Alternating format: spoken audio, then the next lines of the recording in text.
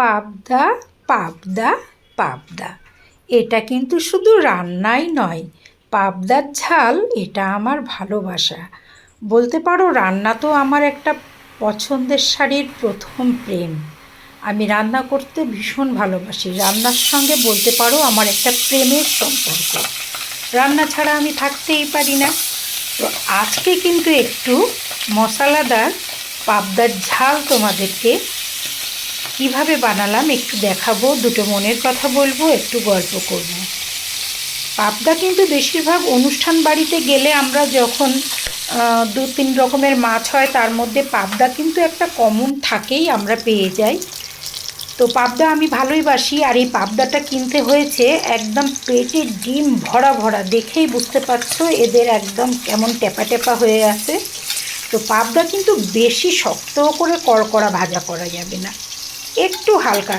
আমাদের বাড়িতে কিন্তু সব মাছ খুব ডিপ ফ্রাই হয়, তো এইগুলো আমি একটু হালকা ফ্রাই করলাম। প্রথমত মাছগুলো খুব নরম থাকে আর ভেতরে একটাই কাঁটা থাকে, যেন কাঁটা থাকে না, তার জন্য খুব নরম হাতে এগুলোকে ভাজতে হয়, তুলতে হয়।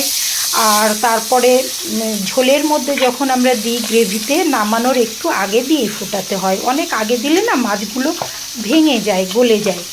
একটা জিনিস লক্ষ্য করবে, এই যে ধরো আমার মশলাটা কি বেটেছি বলে দিই সেই ফাঁকে। এখানে আছে সর্ষে, পোস্ত, কাঁচা লঙ্কা, একটু আদা, ঠিক আছে? ওটা বেটে নেওয়ার পর দিয়ে দিলাম একটু টমেটো, সেটাকেও বাস হয়ে গেল।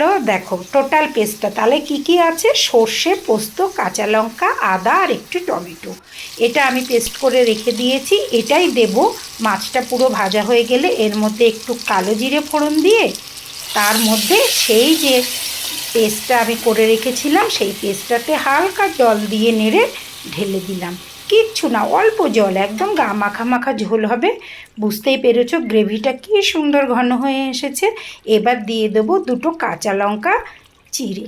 কাঁচা লঙ্কার একটা কাঁচা যে গন্ধ আছে না, এমনিতেও তো বেটে দিয়েছি জানো। এবার মাছগুলো একটু তুলে দেখছি যে কতটা নরম আছে। যদি সোজা দাঁড়িয়ে যায় মাছগুলো, বুঝতে হবে মাছটা মজেনি, মানে মাছের মধ্যে না গ্রেভিটা যায়নি, সেই ভাজা মাছ টেস্ট লাগবে। অনেক অনুষ্ঠান বাড়িতে দেখবে মাছগুলো দিয়ে যায় শক্ত শক্ত, চিবিয়ে চিবিয়ে খেতে হয়, আর আলাদা গ্রেভি একটু একটু দিয়ে যায়।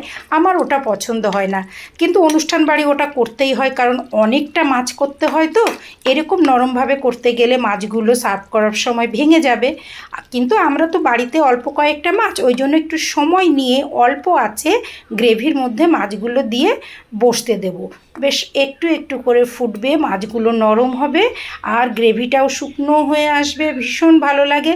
তোমরা কিভাবে বানাও পাবদার ঝাল আমাকে কিন্তু জানিও। আমারটা তো তোমাদের সঙ্গে শেয়ার করলাম, তোমাদেরটাও আমি একটু শিখতে পারবো আমাকে জানালে।